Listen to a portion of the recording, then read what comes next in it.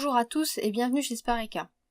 Dans cette vidéo, nous allons vous montrer comment procéder lorsque votre four affiche le code panne E107. Pour des raisons de sécurité, n'oubliez pas de débrancher votre appareil électriquement.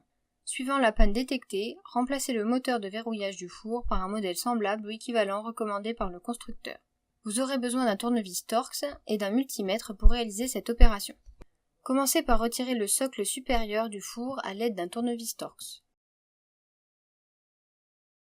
Dévissez toutes les vis et gardez-les précieusement pour le remontage.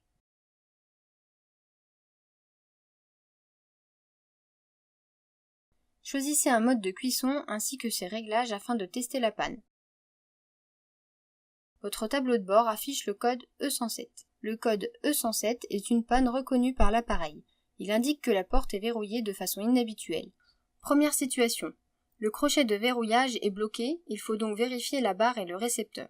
Deuxième cas, il se peut qu'il y ait une mauvaise connexion secteur suite à un contact rouillé ou défait. Il faudra donc regarder du côté du moteur de verrouillage et vérifier la connexion secteur et la ligne.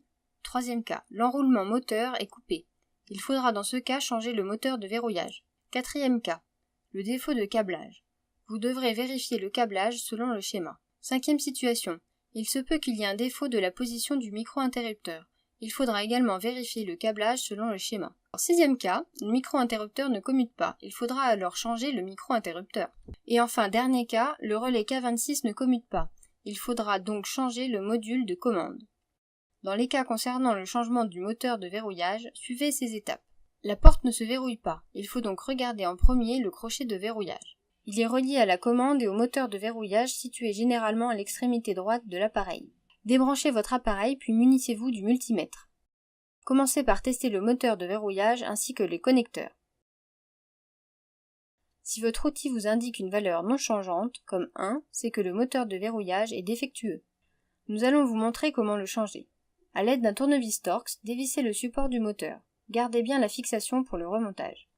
Enlevez le bras du moteur puis retirez-le du support. Munissez-vous du nouveau moteur puis remettez-le au même endroit que l'ancien en respectant le sens. Remettez le bras du moteur puis refixez-le sur le socle supérieur du four en veillant à bien l'insérer à la commande de verrouillage. Reconnectez les deux fils sur le haut du moteur en respectant leur place initiale. Relancez un mode de cuisson et observez bien le bras du moteur de verrouillage. Votre porte de four peut à nouveau se verrouiller et se déverrouiller grâce au changement du moteur. Retrouvez sur notre chaîne YouTube l'ensemble de nos vidéos d'aide à la réparation du four. Et pour être sûr et certain de ne louper aucune vidéo, abonnez-vous à notre chaîne. Vous trouverez également sur notre site internet une assistance en ligne pour diagnostiquer vos pannes liées à vos appareils électroménagers. Avec Spareka, réparer c'est facile!